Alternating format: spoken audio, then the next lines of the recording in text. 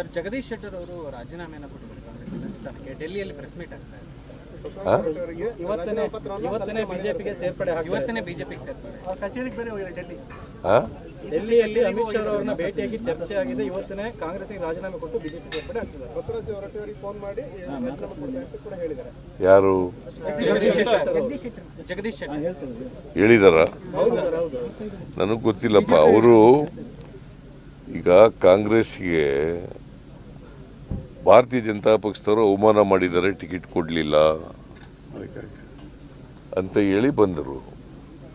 ನಾವು ಅವ್ರಿಗೆ ಟಿಕೆಟ್ ಕೊಟ್ಟು ಎಕ್ಸ್ ಚೀಫ್ ಮಿನಿಸ್ಟ್ರು ಅಂತೇಳಿ. ಮತ್ತು ಅವರು ಅಸೆಂಬ್ಲಿ ಚುನಾವಣೆಯಲ್ಲಿ ಸೋತರು ಅವ್ರ ಕ್ಷೇತ್ರದಲ್ಲಿ. ಆಮೇಲೆ MLC ಮಾಡಿದ್ದೀವಿ ನಾವು. ಸೊ ಕಾಂಗ್ರೆಸ್ ಪಕ್ಷದಲ್ಲಿ ಅವ್ರಿಗೆ ಯಾವುದೇ ಅನ್ಯಾಯ ಆಗಿಲ್ಲ, ಅವಮಾನನೂ ಕೂಡ ಆಗಿಲ್ಲ. ಅವ್ರನ್ನ ಗೌರವಯುತವಾಗಿ ನಡೆಸ್ಕೊಂಡಿದ್ದೀವಿ. ನಂಗೆ ಗೊತ್ತಿಲ್ಲ, ಈ ಡೆವಲಪ್ಮೆಂಟ್ ಗೊತ್ತಿಲ್ಲ ನನಗೆ. ಸುಮ್ಮನೆ ಸುದ್ದಿ ಹೇಳ್ಬೇಡ್ರಿ. Press meet ನಡೆದಿದ್ಯಾ? ಬಂದಿದ್ಯಾ ಪ್ರೆಸ್ ಮೀಟ್ ನಲ್ಲಿ?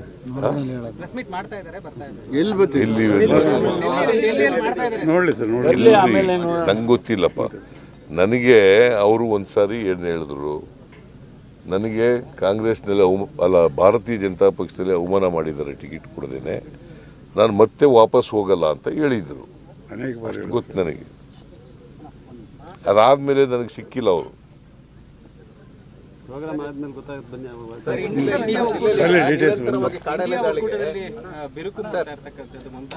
ಎಲ್ಲ ಸರ್ ಮಾಡ್ತಾರೆ ಡೆಲ್ಲಿ. ಅಲ್ಲಿ ಇಂಡಿಯಾದಲ್ಲಿರ್ತಕ್ಕಂಥ ಎಲ್ಲ ಪಕ್ಷಗಳ ಮುಖಂಡರು, ನಾಯಕರುಗಳು ಅವರು ಸರ್ ಮಾಡ್ಕೋತಾರೆ. ಅದು ನಮಗೆಲ್ಲ ಸಂಬಂಧಪಟ್ಟದಲ್ಲ. ಈಗ 10 HP ಮೋಟರ್ಗೆ ಕೊಡಗಿನ ಉಚಿತ ವಿದ್ಯುತ್ ಕೊಡೋದು ಬೇಡಿಕೆ ಇತ್ತು. ಅದು ಇನ್ನೂ ಕೂಡ ಪರಿಶೀಲನೆ ಮಾಡ್ತಾರೆ. ಅದು ಬಹಳ ಬೇಡಿಕೆ ಇದೆ, ಪರಿಶೀಲನೆ ಮಾಡ್ತೀವಿ. ಪ್ರತಿ ಸರಿನೂ ಕೂಡ ಹೀಗೆ ಆಗ್ತದೆ. ಪ್ರತಿ ಸರ್ಕಾರಗಳು ಬಂದಾಗಲೂ ಕೂಡ ಇದೇ ರೀತಿ ಆಗ್ತಾ ಇದೆ. ಯಾರು ಕೂಡ ಇದ್ದಾಗ, ಹಿಂದೆ ನಿಮ್ಮ ಸರ್ಕಾರ ಇದ್ದಾಗಿಂದನೂ ಇದು ಬೇಡಿಕೆ ಇದೆ. ಅದು ನಮ್ಮ ಸರ್ಕಾರ ಯಾಕೆ? ಬಿಜೆಪಿ ಇಮಿಡಿಯೇಟ್ ಆಗಿ ಸರ್ಕಾರ ಯಾವ್ದ್ರಿ? ಇಮಿಡಿಯೇಟ್ ಆಗಿ ಸರ್ಕಾರ ಯಾವ್ದಪ್ಪ? ಆಯ್ತು, ಓಕೆ, ನೀವು ಹೇಳೋದು ಕರೆಕ್ಟು. MLAಗಳು ಯಾರಿದ್ದವರು? ಯಾವ ಪಕ್ಷದವರು? ಸರ್ಕಾರ ಏನಾರ ಆಗ್ಲಿ ರೀ, MLAಗಳು ತಾನೆ ಕಾನ್ಸ್ಟಿಟ್ಯೂನ್ಸಿ ರೆಪ್ರೆಸೆಂಟ್ ಮಾಡೋರು. ಯಾರು MLAಗಳು ಯಾರು? ನಾವು ಘೋಷಣೆ ಮಾಡೋದು ಬೇರೆ, ಪರಿಶೀಲನೆ ಮಾಡ್ತೀವಿ ಅಂತ ಹೇಳಿದೀವಿ. MLAಗಳಿದ್ದವರು ಬಿಜೆಪಿಯವರೇ. ಬೋಪಯ್ಯ ಇಲ್ಲಿದ್ರು, ಅಪ್ಪಚ್ಚು ರಂಜನ್ ಅಲ್ಲಿದ್ರು ಅಲ್ವಾ, MLC ಇದ್ರು. ಅವ್ರೇನ್ ಮಾಡ್ತಿದ್ರು? ಮಾಡಿಸ್ತೇನೆ ಆಯ್ತು. ಅವ್ರ ನಮ್ಮ ಸರ್ಕಾರ ಇಮಿಡಿಯೇಟ್ ಅವ್ರ ಸರ್ಕಾರ ಐತಲ್ಲ. ಯಡಿಯೂರಪ್ಪ ಇದ್ರು, ಬಸವರಾಜ ಬೊಮ್ಮಾಯಿ ಇದ್ರು. ಆಗೇನ್ ಮಾಡಿದ್ರು? MP ಅವರೇ ಇದ್ರಲ್ಲ, ಈಗಲೂ MP ಅವರೇ ಇದ್ರಲ್ಲ. ಕೇಂದ್ರದಲ್ಲಿ ಅವ್ರದೇ ಸರ್ಕಾರ ಇದೆಯಲ್ಲ.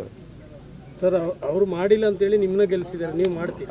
ನಾವು ಮಾಡೋದು ನಾವು ಪರಿಶೀಲನೆ ಮಾಡ್ತೀವಿ. ಸೀರಿಯಸ್, ಗಂಭೀರವಾಗಿ ಪರಿಶೀಲನೆ ಮಾಡ್ತೀವಿ. ಯಾರನ್ನ? ಮಧ್ಯಮಾವಧಿ ಸಾಲ, ದೀರ್ಘಾವಧಿ ಸಾಲ ಯಾರು ಕಟ್ತಾರೆ, ಅಸಲು ಕಟ್ಟಿದ್ರೆ ಬಡ್ಡಿ ಮನ್ನಾ ಮಾಡ್ತೀವಿ.